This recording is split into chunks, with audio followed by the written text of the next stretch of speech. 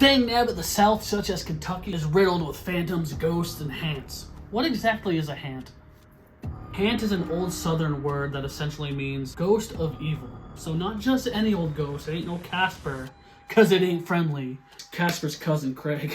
And down yonder in places like Kentucky, if you go down to the old Holler, there'll be plenty of haunts. Again, what is a holler? A holler refers to a small sheltered valley that may or may not have a water course through it. It's a place where the sun comes up late and sets early, and where kids can build a dam and creek and have some fun. It's a nice, cool place to play, but within the trenches of these hollers, like many wooded areas, barrens, forests, harbor some dark mystery to it. Many stories of local folklore and history are passed down from generation to generation. Don't go out in the woods. Don't go down in that damn holler where all the haunts are harboring. And somewhere in Birchville, Kentucky, the Haintin holler is shrouded in fear and lore.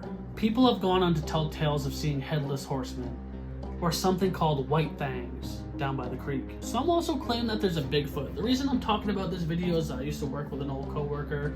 She wasn't that old, maybe like 50, but she would always tell tales about the old holler. And one time she told me that there was a legend that when the sun went down, her uncle or some family member was walking down the holler and they heard some weeping from afar as the sun went down.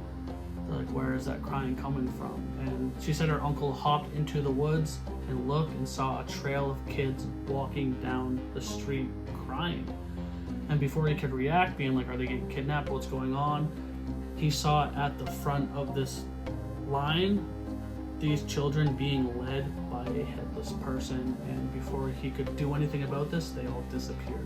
I remember being told that story. I used to work overnights and it terrified me. It's said that if you enter Haintin Holler, the temperature drops significantly, between 10 to 20 degrees, and as you leave, the temperature goes back to normal. No explanation can be given for this fluctuation. What exactly is a white thing? Some witnesses claim that they are not able to actually make out any characteristics or features of this creature. Others claimed it has no eyes and no ears, in addition to being completely white. Still others have looked for it, and others say it looks like a bear with the head of a lion and red eyes. Yes, now we understand there are many variations of what this white thing looks like, but it is no joke that how much it haunts and torments people that visit this area. And then somewhere in Kentucky, there is an abandoned funeral home with a terrifying secret that still haunts the town. Once police entered this funeral home, they discovered a decomposing body, and eventually they would find another body as well. So is there a murderer on the loose? The town and the families surrounding it were devastated by this news. The funeral home had been shut down because of complaints of a woman running around.